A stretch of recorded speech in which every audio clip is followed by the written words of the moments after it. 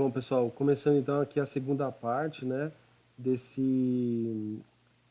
dessa aula que está falando aí de orçamento e finanças públicas. Eu vou entrar num assunto que merece destaque, que é a questão da execução orçamentária e financeira. Eu esqueci de falar na primeira parte, então vou aproveitar aqui na segunda parte e fazer esse esclarecimento. Pessoal, é óbvio que eu falei isso lá no primeiro contato que a gente teve, né, eu e vocês em relação à administração pública, que aqui nesse semestre letivo, ainda mais encurtado, né, por conta aí da pandemia, nós íamos tentar falar de administração pública, mas não teríamos como nos aprofundar, né? Enfim, não há como, né? A administração pública é um curso de 8 semestres, de 4 anos, então eu ia condensar algumas informações em um semestre com a proposta de dar a vocês algumas ideias, dar a vocês algumas noções, né, da administração pública. Então eu não vou, né, não passa pela minha cabeça esgotar o assunto aqui, né? E quando eu falo de orçamento, tem uma série de detalhes que a gente não falou. Eu não falei das porcentagens, por exemplo. Eu não falei, né, de quais são os cuidados, né, para fazer a PPA, a LDO, a LOA.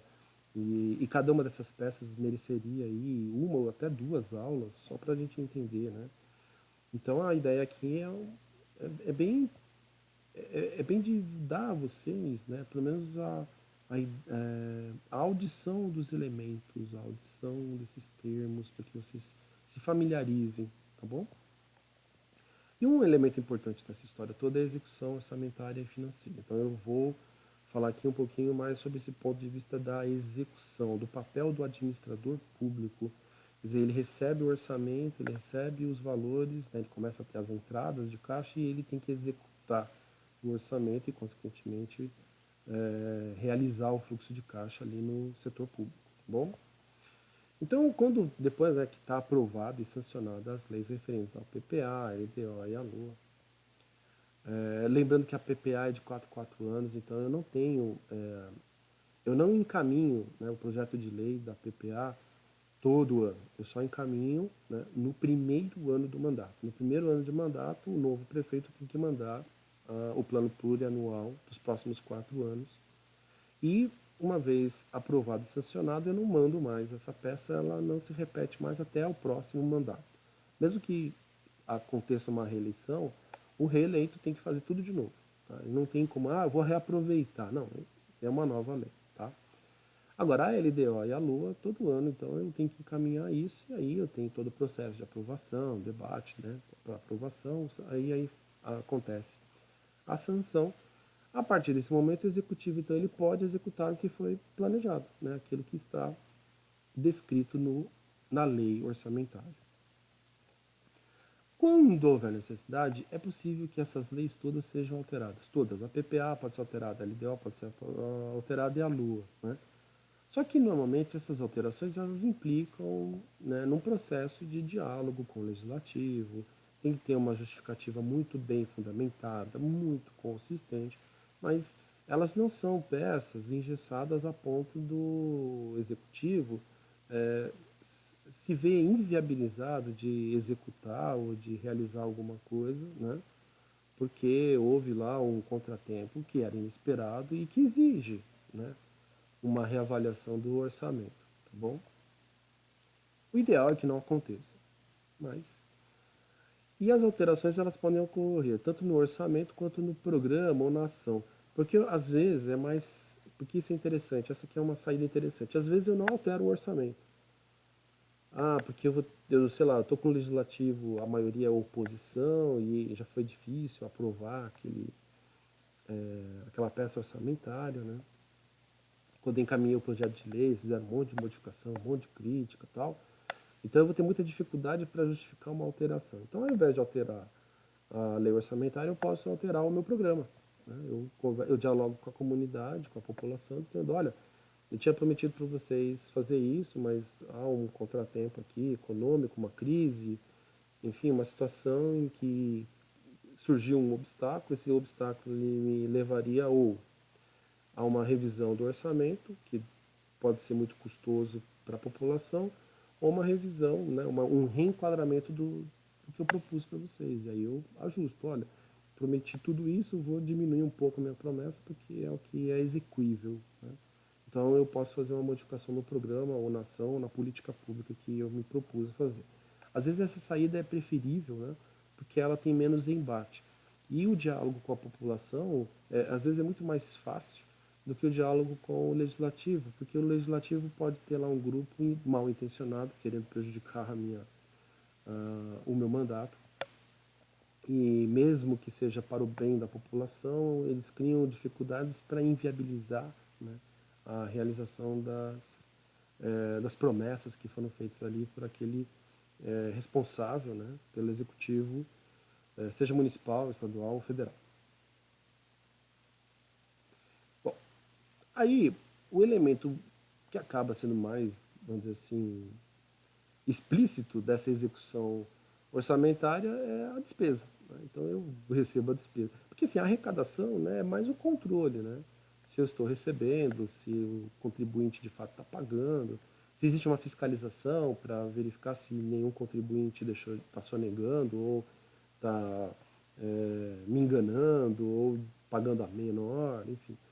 Então, essa parte da arrecadação ela tem muito mais de fiscalização, de uma ação de fiscalização, do que uma ação de gestão financeira, né?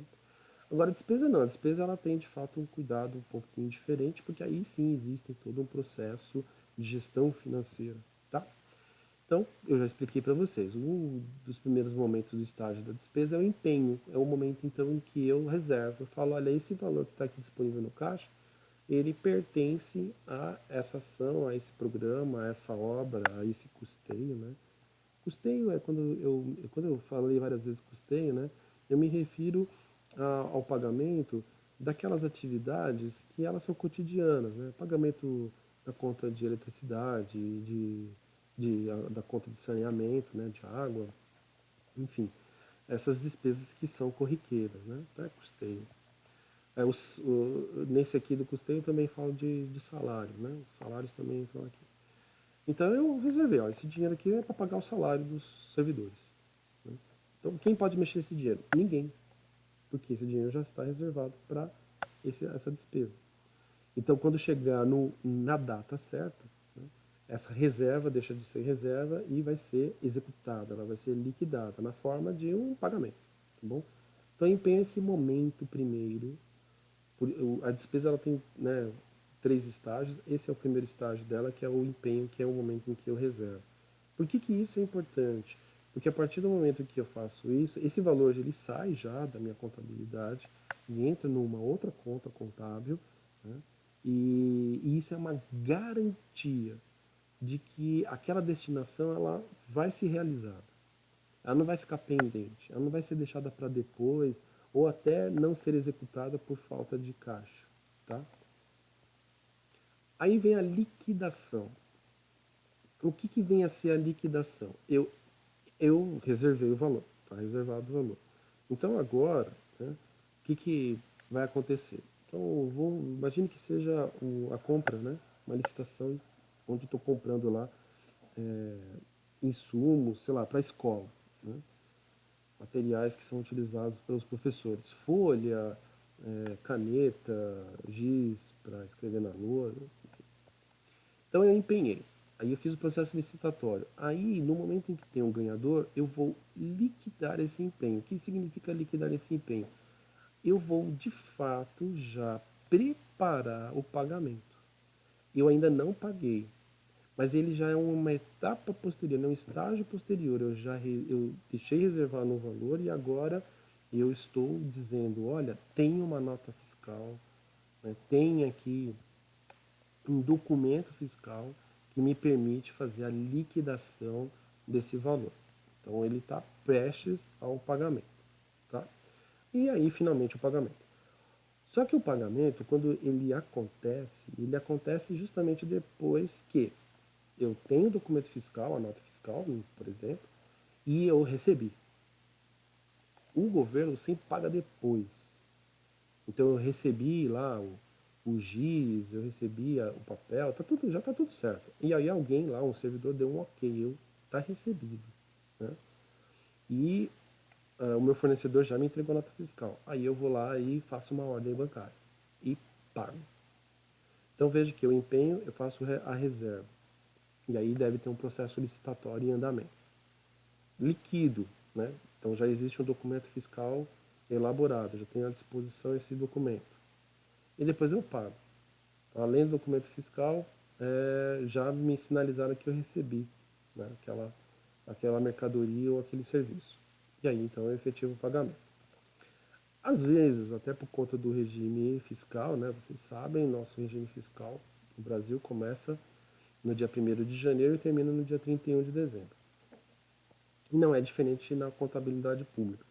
Às vezes acontece, né, do processo começa num ano, mas ele termina no outro. Então você começa a licitação ali em novembro, aí tem todo o trâmite, só que ele acaba, né, a entrega daquela compra, ela vai se dar, por exemplo, em janeiro ou em fevereiro. Então há uma mudança de ano fiscal. Quando acontece isso, no caso da execução financeira, eu vou ter o que nós chamamos de restos a pagar. Então eu empenho, separei, dependendo da época, eu até posso estar em fase de liquidação, já estou no estágio da liquidação, mas eu ainda não paguei, né? Porque o processo ele só vai finalizar no ano seguinte. Então ele vira restos a pagar. Mas é importante que a liquidação aconteça ainda no ano fiscal. Geralmente isso ajuda muito, tá? E aí, quando eu chego no ano seguinte, e aí eu recebi a mercadoria, por exemplo, né, fiz uma compra lá, recebi a mercadoria, recebi o documento fiscal, aí eu vou pagar. Esse valor, ele é do exercício anterior. Então, por isso que é restos a pagar. E ele pode estar em duas situações. Ele pode estar processado ou não processado. Processado, geralmente, né, eu já liquidei e o produto já está entregue. E aí eu vou lá e então pago, porque, né, apesar de ser do ano anterior o processo, eu recebi, já está tudo certo, então vou lá e pago. Mas às vezes, por exemplo, uma obra teve um atraso. Sei lá, choveu muito. E aí as chuvas, né, provocaram um adiamento da entrega da obra. Então, ele entra nessa situação de restos a pagar não processado, ou seja, está tudo certo, eu tenho a documentação, a obra está lá em andamento, mas o acabamento lá levou um pouco mais de tempo por conta desse atraso causado pelo excesso de chuvas, né? Então eu vou ter que esperar ainda a realização dessa obra, né? E aí só lá na frente é que eu vou pagar. Então não vai ser no início do ano, sei lá, pode ser ali em março, abril. Então ele já está num novo exercício fiscal, ele já está numa nova LOA e tal. Então existem essas situações que elas precisam ser muito bem controladas. Porque todo esse valor, na verdade, ainda faz referência ao orçamento anterior. E eu não posso me confundir com o orçamento do ano que está em andamento, né? Então são coisas separadas. E na administração pública, essa separação dos anos ela é fundamental, inclusive para a prestação de conta. Tá? Fora que isso pode impactar naqueles percentuais exigidos, né, determinados como critério, como regramento, pela lei de responsabilidade fiscal. Então essa separação ela pode ser a diferença de você de repente cair no caso, né, do prefeito, do governador ou do presidente, cair na malha fina deles, né, que é o Tribunal de Contas. Pode ter uma pendência no Tribunal de Contas e dependendo dessa pendência pode tornar aquela pessoa inelegível. Tá bom? Muito bem. Pessoal, então, né, falando aí um pouquinho, né, falando agora de impostos, né, um outro elemento muito importante, aliás, a questão tributária é fundamental quando você vai falar de orçamento, né, que é a principal fonte de renda, né, a entrada. Qual é a principal entrada de um governo? Né? Geralmente é a receita tributária. Né? Então, a principal fonte de receita é a tributária. Os impostos, então, são elementos importantes aqui para nós. Bom, a cobrança de impostos, taxas e contribuições, né? Aí existem contribuições de melhoria, contribuições sociais, empréstimos compulsórios, aí tem uma variedade de contribuições, tá? Mas são essas três figuras, tecnicamente falando, as que contemplam aí, né, o sistema tributário brasileiro. Ela decorre do poder de polícia do Estado. Então, como o Estado tem esse direito de exercer autoridade sobre o cidadão, sobre os membros que participam daquela nação, né? Esse exercício, né, do poder de polícia pode inclusive ser de forma violenta, né? Eu posso exercer a força, né? Eu posso prender, eu posso agredir se aquele membro não estiver correspondendo com as condutas esperadas, inclusive pela legislação. Esse poder de polícia, ele não se manifesta só na forma física, né? Uma coação por meio, sei lá, de uma ação mais assertiva, como por exemplo, né, às vezes a tropa de choque vai lá e impede alguma manifestação, ou né, no aprisionamento de um condenado. Então a pessoa passou por um processo judicial, foi investigado, se apresentaram as provas e afinal ele foi considerado culpado e condenado. Eu vou lá e cerceio a liberdade dele. Esse poder de polícia pode se manifestar na forma de impostos, né, das taxas e das contribuições. Por exemplo, a multa. A multa é o poder de polícia. Você transgrediu lá, ou você excedeu na velocidade, né, quando você estava dirigindo, então você poder de polícia. Você não podia fazer isso. Ah, tá, aí eu fiz, e agora? Então eu vou te punir. Como que eu te puno? Não vou te prender, não vou bater em você, mas eu vou te dar uma multa. Então essa cobrança, né, de impostos, taxas e contribuições, ela decorre desse poder de polícia, tá bom? Aqui eu não vou falar de multa, tá, gente? Eu dei um exemplo de multa só porque a multa fica muito próxima do entendimento do que é um imposto, do que é uma taxa, do que é uma contribuição, tá bom? Bom, qualquer imposto, taxa ou contribuição deve existir na forma de lei. Então, se não está escrita na lei, não se pode cobrar. Bom, e na lei eu tenho que descrever a hipótese. Então, por que eu estou aplicando esse imposto? Né? Por exemplo, o imposto sobre circulação. Por que eu estou fazendo isso? Bom, porque a circulação ela implica, por exemplo, né, na existência de meios de transporte. Boa parte desses meios de transporte se valem de uma infraestrutura que é estatal e eu preciso manter essa estrutura estatal. Legal. Tá. Qual é o fator gerador? No caso da circulação de mercadorias e serviços é a compra. Né? Então você comprou. Né? No momento que você comprou, você teve o fator gerador nesse caso, né, desse imposto sobre a circulação de mercadorias e serviços, o famoso ICMS. Quem é responsável? Né? Então aí a atribuição de responsabilidade ela é bem crítica, porque, é, por exemplo, quem arrecada, né? Então no momento que o consumidor compra um produto, ele não recebe um carnezinho, né, do Estado de São Paulo, por exemplo, para você ir lá e pagar no banco o valor correspondente ao ICMS paulista. Quem faz esse pagamento, na verdade, é quem está recebendo pelo valor da mercadoria. Então, normalmente é o responsável, né, pela circulação. Então, o varejista, o atacadista, enfim, ele que está promovendo a circulação daquela mercadoria, então ele vai receber o valor, né, o consumidor comprou, ele recebe o pagamento, e parte desse valor do pagamento, ele, né, pessoa jurídica, que vai destinar para o governo.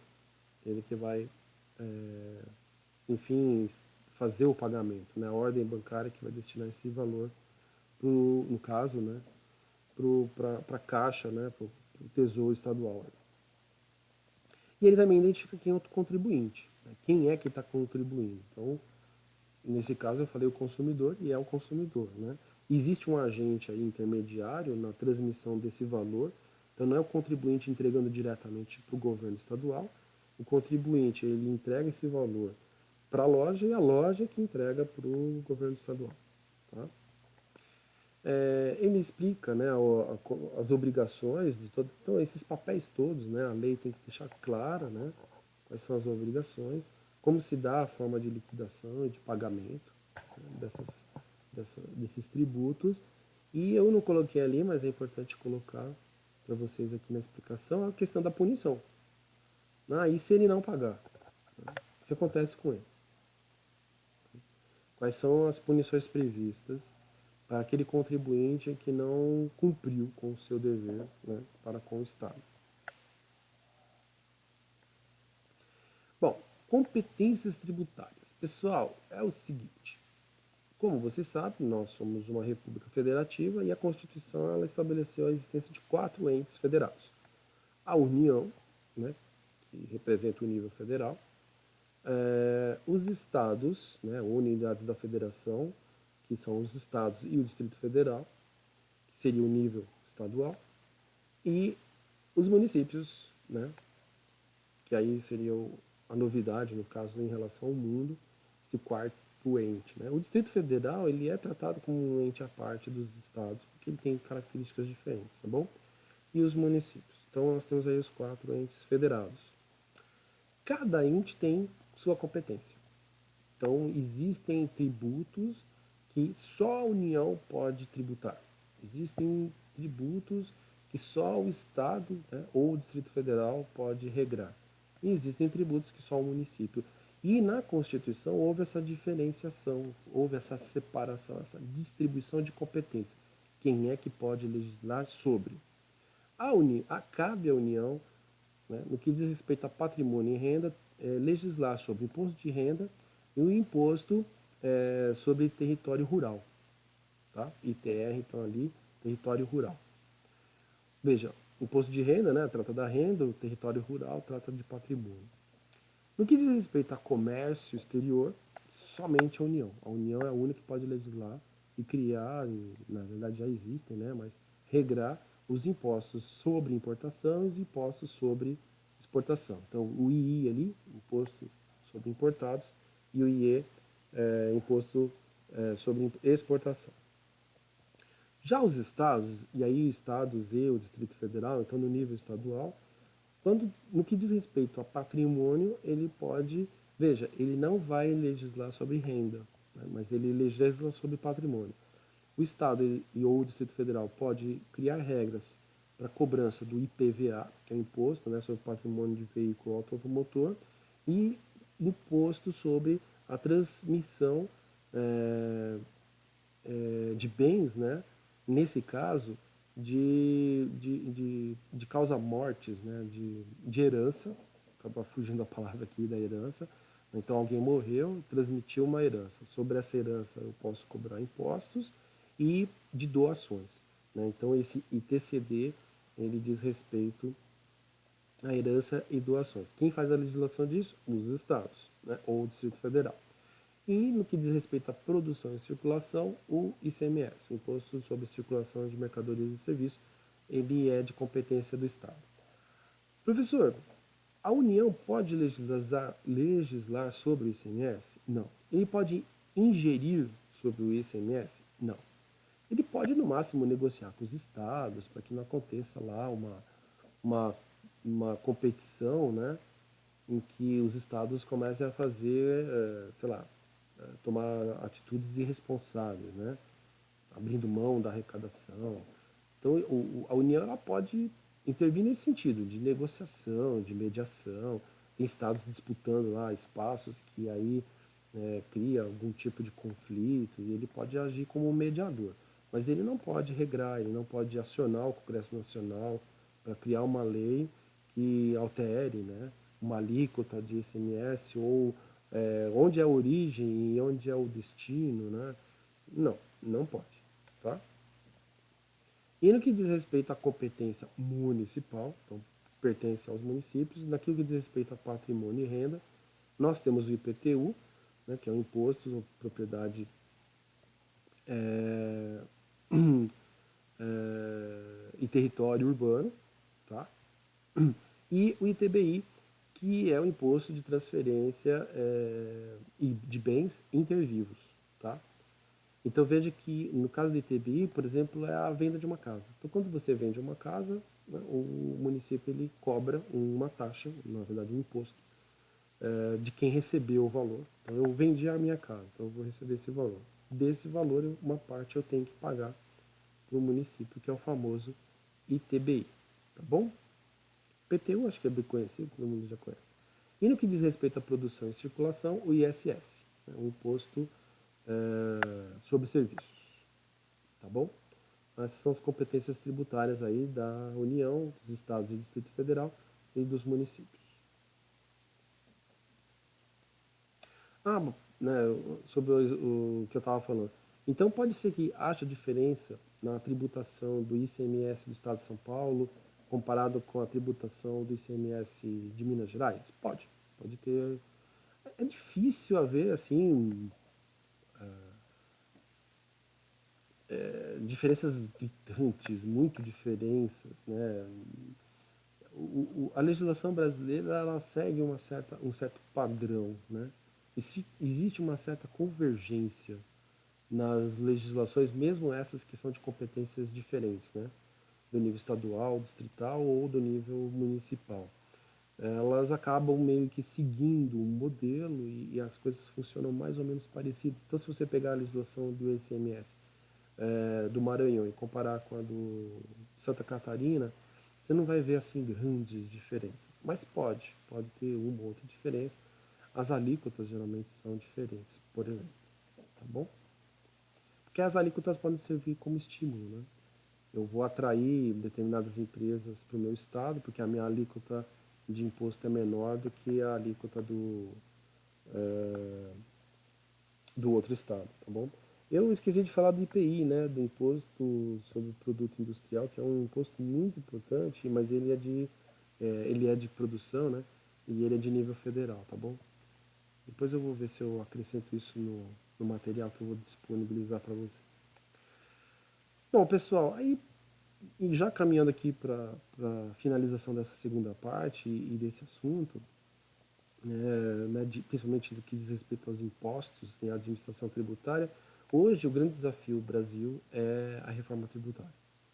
Esse é um assunto que vem desde o século XX, então promulgada e sancionada, quer dizer, só promulgada, a Constituição ela não é sancionada. Promulgada a Constituição em 1988, lá em 5 de outubro de 88, aí já ali na década de 90, já né, na última década do século XX, já começa a surgir um monte de problema, um monte de questionamento. Por exemplo, a guerra fiscal entre os estados, né, que aí começam a modificar as alíquotas para ficar atraindo empresa. Né. Aí teve um embate muito forte em São Paulo, porque as automotoras, né, as montadoras estavam todas aqui em São Paulo e concentradas em São Paulo, e aí a Bahia fez uma proposta, Minas Gerais fez uma proposta, o Rio Grande do Sul fez uma proposta, e aí você teve, né, montadora saindo de São Paulo e se aproveitando dessas vantagens fiscais dos outros estados, né? Aí veio aquela coisa, mas isso é bom, isso é ruim e tal. Enfim, você começa a perceber que tinha um problema, né? E a gente precisa corrigir esse problema. Então a reforma tributária é um grande desafio, mas nenhum governo conseguiu ainda levar adiante esse assunto de forma consistente e de forma responsável. Aqui, questão da responsabilidade principalmente, tá? Principalmente porque existem alguns aspectos que muitas vezes as pessoas abandonam, né, a natureza principal do Estado. Então, para quem o Estado serve? O Estado serve para equilibrar as forças, né? Aquela coisa da estabilidade, né? Por meio da promoção da equidade. E quando a gente fala de tributação, o que não foi observado, né, pelos constituintes na Constituição Federal de 88? Foi essa equidade, né, porque acabou se criando um monte de imposto que se aplica de forma igual e não equitativa à população. E qual é o problema de você aplicar de forma igual um tributo sobre a população? Porque a população ela é composta de diferentes, né? E por isso que um dos grandes desafios aí é promover a equidade. O exemplo que a gente costuma dar nesse sentido é o exemplo do ICMS mesmo, né?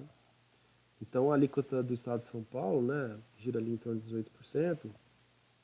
Esse 18% ele é aplicado sobre o produto. E aí entra na loja, né, vamos pensar no liquidificador. Entra na loja um trabalhador assalariado, né, que ganha um salário mínimo.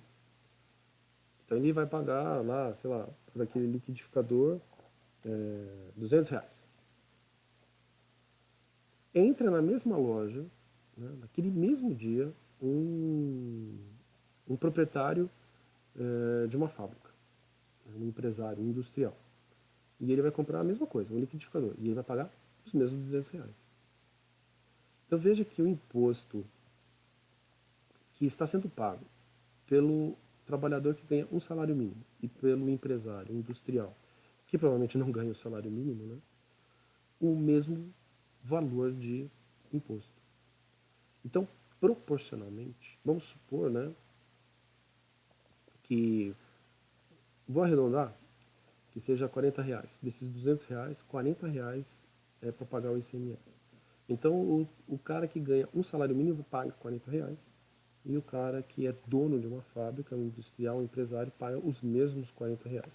Esses R$ 40, proporcionalmente, eles representam, né, se vocês fizerem uma relação de porcentagem, eles representam um valor muito maior do que representaria para o empresário.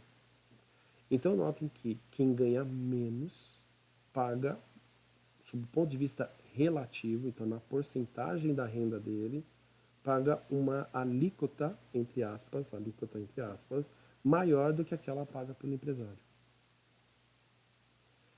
Ora, tá errado isso. Eu estou tirando de quem tem, eu estou tirando mais de quem tem menos e estou tirando menos de quem tem mais. Então, o grande desafio da reforma tributária é promover a equidade, é fazer com que quem ganha mais pague mais, proporcionalmente pague mais, e quem ganha menos pague proporcionalmente menos. Porque quando eu promover esse equilíbrio, em que quem tem menos paga menos, quem tem mais paga mais, eu consigo fazer depois a alocação e distribuição dos recursos de modo que eu possa promover, né, a estabilidade, que é uma das funções aí do orçamento, que vai, né, minimizar, vai diminuir, vai corrigir os desequilíbrios, nesse caso, né, um desequilíbrio socioeconômico. Tá? Mas está difícil de conseguir o consenso da sociedade nesse sentido, né, de se promover essa reforma que represente a promoção dessa equidade. Tá? E aí fica de reflexão, né, para esse entendimento. Foi o que eu acabei de exemplificar aí para vocês. Né? O ICMS que é pago por uma pessoa física de baixa renda é o mesmo pago por uma pessoa jurídica de grande porte. Tá bom? Uma outra reflexão que entra na questão da reforma tributária é a questão do salário. O salário é renda. Né?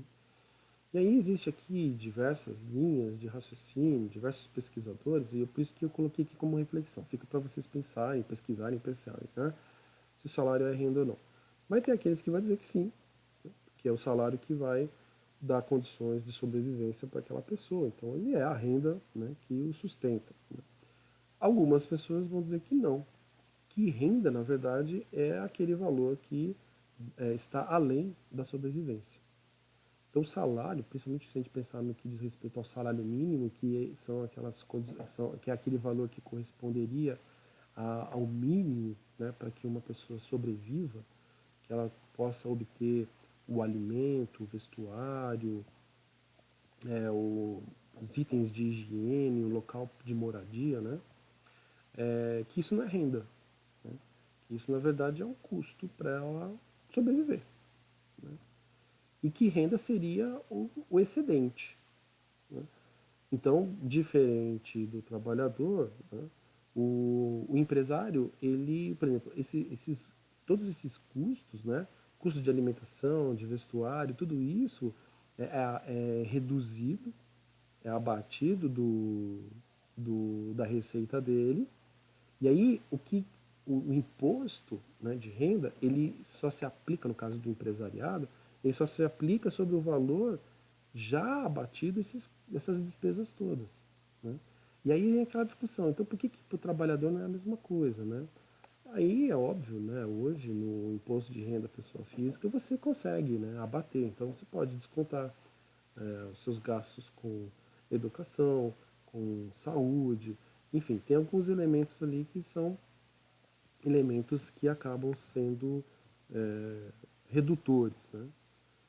E aí, nessa redução, em alguns casos, isso diminui o valor que ainda fica a pagar, ou até nota-se, né, infelizmente a gente tem notado isso com uma certa frequência, né, muito grande, né, a esmagadora maioria da população assalariada acaba descobrindo que o imposto de renda que ela paga é maior do que aquilo que era devido, né, e aí acaba acontecendo a devolução desse valor, né. Então o governo faz a restituição desse valor que foi pago a mais, né, esse excedente que foi cobrado a mais no ano fiscal anterior. E tudo por quê? Porque entra justamente essa questão do que é renda, do que não é renda, e aí, enfim, tá aí uma reflexão. Ah, qual é a melhor solução? É uma reflexão. Eu considero que deveria se também abater do salário, né, na hora de cobrar o imposto de renda, as despesas com alimentação. É o mínimo, né? E veja, hoje elas não são abatidas, né? Então, mas deveria. Porque é o que está lá na Constituição, é o mínimo, né? É o que está na CLT, né? Na hora que define lá o salário mínimo. É o mínimo a alimentação. E não está. Vestuário, não está. Moradia, não está. Né? Então são elementos que deveriam estar lá. Ah, mas ele paga aluguel, então deveria ter um abatimento do aluguel. Né? Ah, ele tem um financiamento, então abate o financiamento. Quer dizer, esses elementos deveriam ser abatidos e depois, aí sobrou isso. Aí sobre essa sobra você aplicaria o imposto de renda. Certo? Errado? Veja, isonomia. Se a empresa pode fazer isso na hora que ela faz o balanço, né, patrimonial dela, e essas despesas elas são, né, abatidas da receita. Então, na hora que eu faço o cálculo do imposto de renda, esses valores que estão relacionados à propriedade, né, que estão relacionados a, por exemplo, a refeição dos trabalhadores, tudo isso foi abatido, então por que, que o assalariado não pode fazer o mesmo? Né? Então, reflexão. E a grande discussão, né? O Brasil no mundo, né, o Brasil e mais os um ou dois países, né, mais o Brasil, não cobram imposto sobre grandes fortunas. E aí vem aqui um monte de gente falando assim, ah, mas se cobrar imposto sobre grande fortuna, é, eles vão sair do Brasil. E vão para onde? Veja, é uma grande balela isso. Eles vão tirar esse dinheiro daqui e vão levar, sei lá, para outro país que não cobra imposto sobre grande fortuna. Balela, gente. Isso é mentira. Eles não vão fazer isso. Veja, os Estados Unidos cobra imposto sobre grandes fortunas. Os Estados Unidos cobram imposto sobre dividendos e lucros. E quem sai dos Estados Unidos? Ah, mas os Estados Unidos é um país estável, né? Ninguém vai tirar o dinheiro do país estável. Tá bom, vamos para a Europa. Qualquer país da Europa cobra imposto sobre grandes fortunas. Qualquer país da Europa, quer dizer, acho que um dos países que não cobra imposto é da Europa, mas é um. O resto, todos os outros países da Europa cobram imposto sobre grandes fortunas. Um não cobra, mas todos os outros países da Europa cobram imposto sobre dividendos e lucros. E os afortunados, né, os capitalistas, né, que recebem dividendos e lucros, não saem de lá. Porque não é assim tão simples, não é tão fácil fazer essa transferência, fora que existe um monte de problema, né? E correm o risco de transferir para um lugar que é pior. Ah, não tem cobrança de tributo, né? Mas tem inflação, tem um monte de problema lá que corrói a riqueza que ele tem. Né? Ah, eu vou transferir para um outro país, né? Mas o outro país também tem imposto sobre grande fortuna e tem imposto sobre dividendos e lucros. Notem que é uma grande balela, é um discurso falacioso esse de que haverá fugas de capitais se houver cobranças sobre grandes fortunas e sobre dividendos e lucros. Fora que as propostas que foram feitas, elas têm um impacto muito pequeno para essas grandes fortunas e para esses dividendos e lucros, apesar de ter um impacto enorme em termos de arrecadação. Só para vocês terem uma ideia, a proposta feita para impostos sobre grandes fortunas e sobre dividendos e lucros, ela seria suficiente para economizar aquilo que a Emenda Constitucional 95 promete em termos de economia, quando ela cria lá o teto de gastos. Veja, para um país que está em desenvolvimento, qual seria a melhor alternativa? Você estabelecer um teto de gastos, diminuindo a capacidade de investimento, porque sim, diminui. Porque se você investe menos em educação, menos em saúde, você atrai menos investidores, você estimula menos, né, o capitalista local, né, nacional, a investir no país, já que você vai ter mais problemas com mão de obra qualificada, você vai ter mais problemas de saúde, ou seja, vai ter uma mão de obra adoentada, adoecida, certo? Para um país em desenvolvimento é melhor você estabelecer então um teto de gastos públicos, que na verdade deveria ser ao contrário, né? Você deveria ter expansão dos gastos públicos para garantir o desenvolvimento da nação, ou você faria, né, a aplicação de impostos de grandes fortunas e dividendos, como acontece em qualquer outro país civilizado no mundo, né? E veja, representaria um valor equivalente àquilo que é prometido, mas não será cumprido no outro. Por que não será cumprido? Porque a emenda constitucional de 85 não impôs limites sobre dívida pública.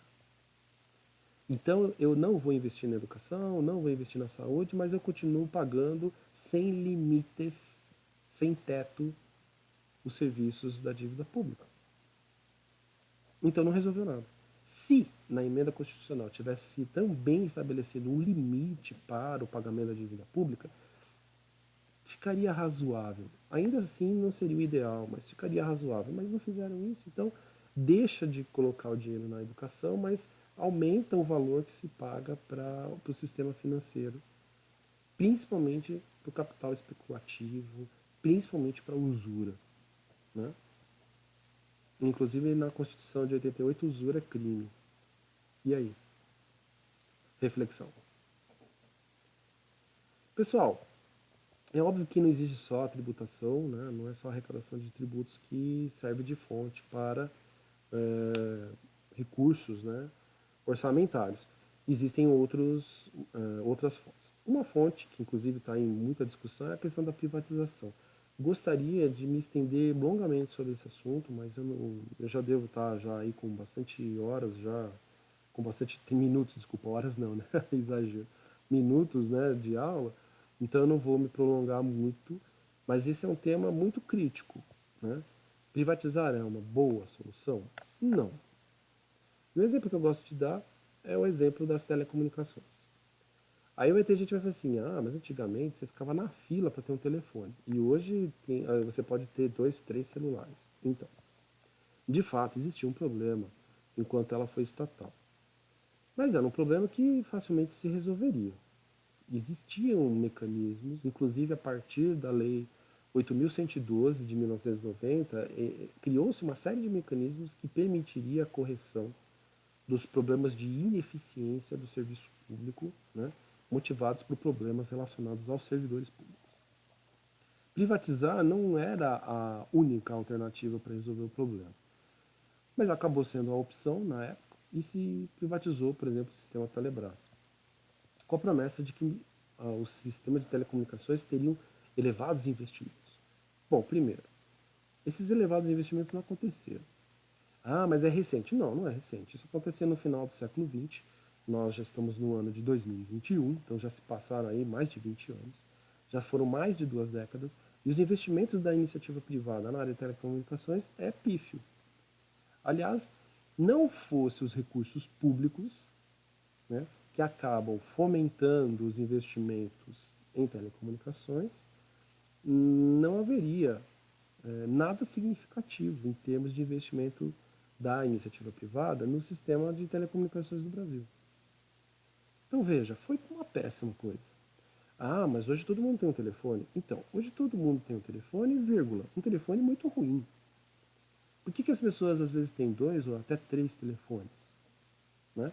Porque ele tem que ter 2 ou 3 operadoras. Porque, dependendo da localidade onde ele se encontra, tem uma operadora que não funciona, mas a outra funciona. Né? E aí, como o serviço é muito ruim, então, para compensar o serviço muito ruim, ele tem que ter mais do que um serviço para juntando, né, duas ou três operadoras, ter um serviço bom. Quer dizer, ele tem vários prestadores de serviços para oferecer para ele, no final das contas, um serviço bom. Ora, não seria preferível que ele tivesse apenas um bom serviço e pagasse apenas por um bom serviço, ao invés de pagar para dois, que ora atende, ora não atende, por isso que eu tenho que ter os dois, porque na soma dos dois eu consigo um serviço bom? Então é péssimo ter dois ou três telefones, né, duas ou três linhas de operadoras diferentes, porque isso significa, na verdade, que o serviço é ruim. Outra coisa, a pandemia deixou escancarado o problema da internet. Os serviços de internet no Brasil são horríveis. Por quê? Porque não houve investimento. Aí, mas 2 décadas é pouco.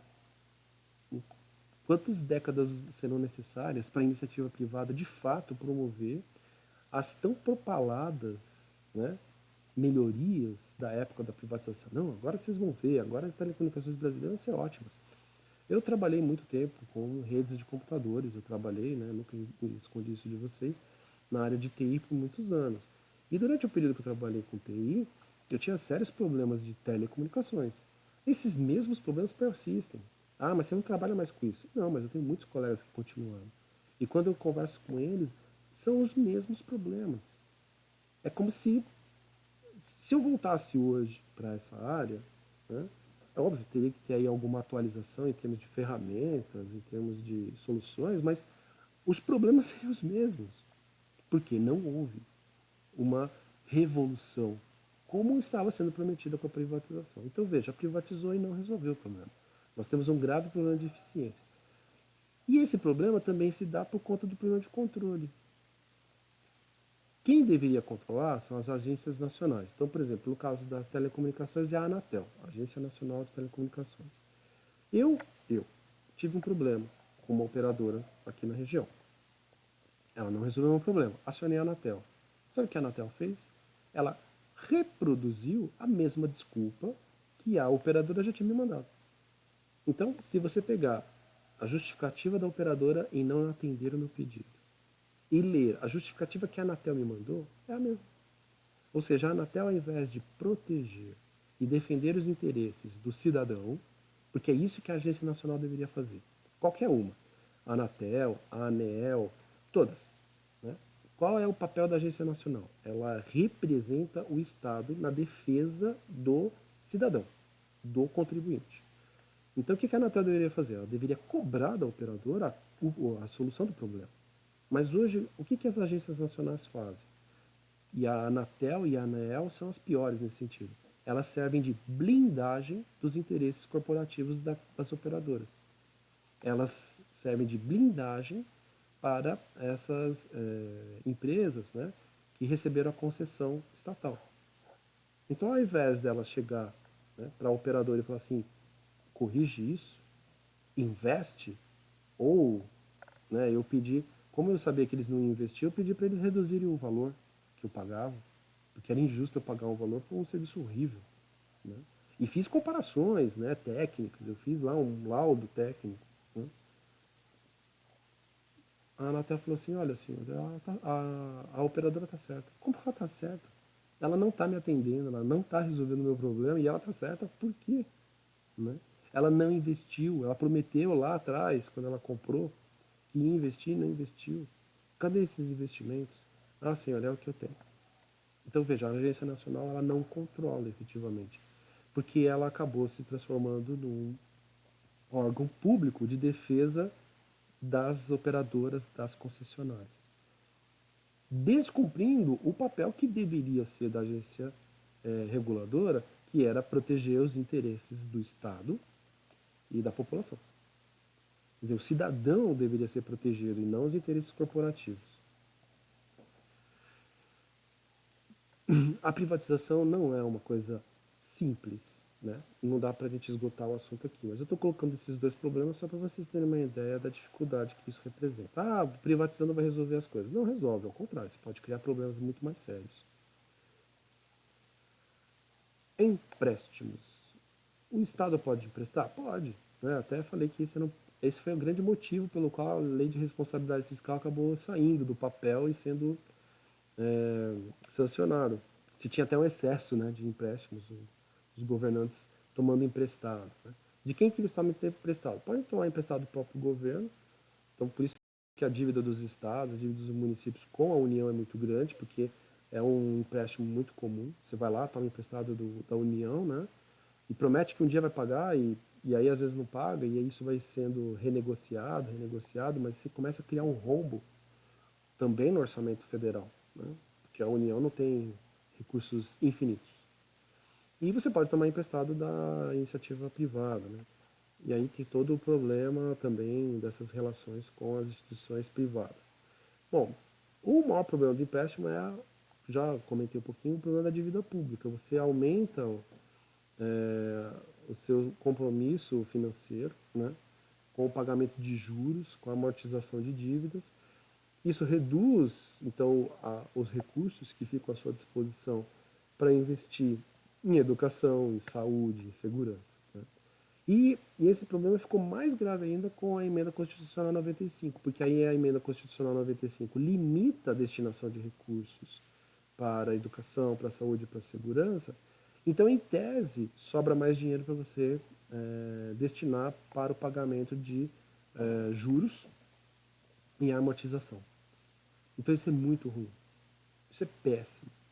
Porque aí a arrecadação e o dinheiro que você contrai, inclusive de novos empréstimos, acaba servindo para pagar a dívida. E aí você fica fazendo empréstimo para pagar a dívida, você fica arrecadando, aumentando impostos para aumentar a arrecadação, para pagar dívidas e desassiste a população. Você não atende adequadamente com educação, não atende adequadamente com saúde, não atende adequadamente com segurança, etc. Você deixa de fazer investimentos de infraestrutura porque fica pagando juros e amortizando dívidas. Então nós temos um problema sério com essa fonte, né? E um problema que se agrava porque essa dívida pública ela precisaria passar por uma auditoria, ela precisaria passar por uma renegociação. Veja, eu não estou nem falando para não pagar a dívida pública. Não estou falando para dar um calote. Eu estou falando para auditar, porque existem algumas condições que são muito questionáveis, que haveria necessidade de uma auditoria para esclarecimento, pelo menos para esclarecimento, né?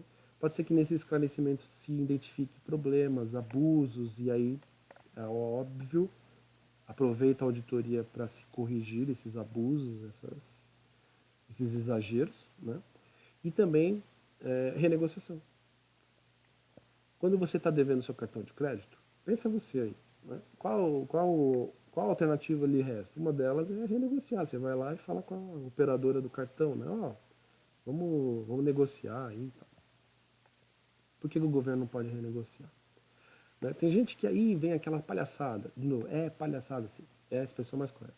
Ah, vai ter fuga de capital. Não vai ter fuga de capital. Porque isso é praxe no mundo inteiro. No mundo inteiro você renegocia a dívida.